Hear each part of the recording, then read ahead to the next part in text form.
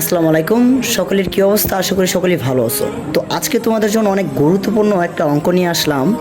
এই অঙ্কটা হলো 8, 9, 10 এবং যারা এই মেট্রিক পরীক্ষা দিবেন তাদের জন্য এই অঙ্কটা অনেক অনেক জরুরি। তো আজকে তোমাদেরকে যে অঙ্কটা আমি শিখাবো অনেক গুরুত্বপূর্ণ একটা অঙ্ক।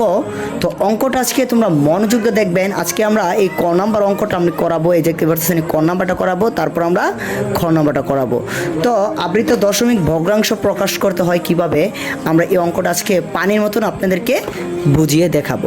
তো চলেন আজকে ভিডিওটা বেশি বড় করব না, আজকে ভিডিওটা আমরা শুরু করি। আর অঙ্কটা আপনার খাতা কলম নিয়ে বসে পড়েন, আমি যেভাবে লিখি আপনারাও সেভাবে লিখতে থাকেন। 2-3 বার লিখলে আপনাদের মাথার ব্রেনের ভিতরে ঢুকে যাবে। তো চলো আর বেশি কথা বলবো।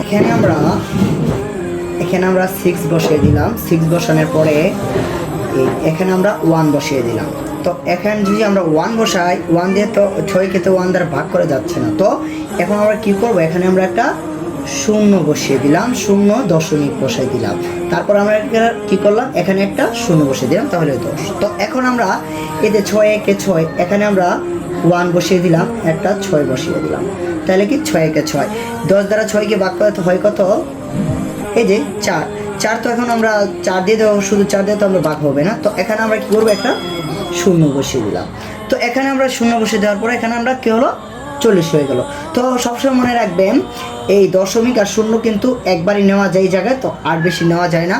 তো এখানে আমরা কি করব, এই যে এখানে 6কে 6-এর কাছাকাছি যদি 40-এর কাছাকাছি আসে 6, তাহলে 6 কত, 36।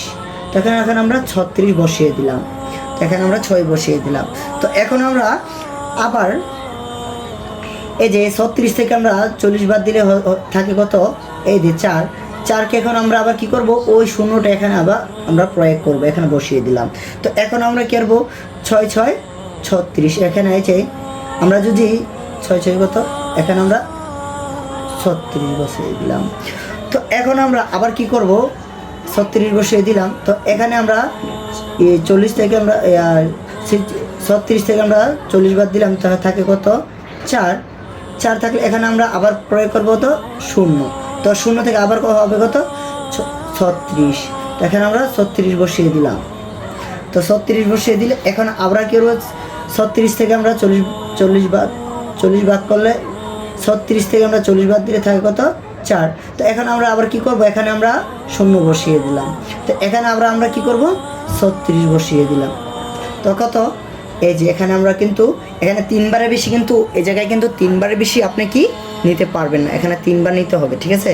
তখন আমরা 3 বার হয়ে গেছে। তো এখন আমরা কি করব, এখন আমরা যে অঙ্কটা করলাম, অঙ্কটার আমরা নিয়মটা কিভাবে করলাম আপনাদেরকে বুঝিয়ে দিলাম। এখন আমরা উত্তরটা আমরা বার করব। তো এখন আমরা কি করব, এখানে রেজাল্ট বার করতে হলে আমরা কি করব, তো এখানে আমরা উত্তর বার করব। তো এখন আমরা এই যে এখানে আমরা বসিয়ে দিব, এখানে হচ্ছে কত, এই যে 0.1, তারপরে আমাদের যত হয় 6 6 6।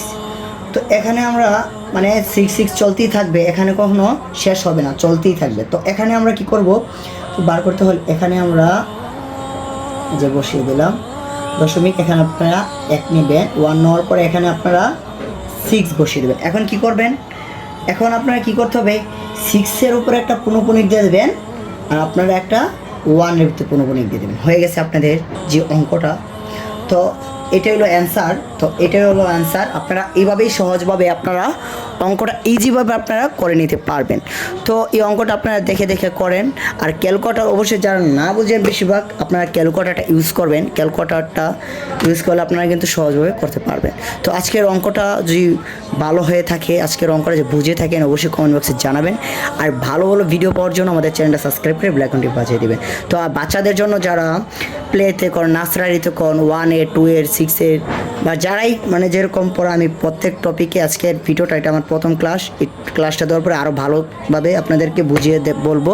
তো আজকের ভিডিওটা এই পর্যন্তই। আল্লাহ হাফেজ, ভালো থাকেন, আসসালামু আলাইকুম।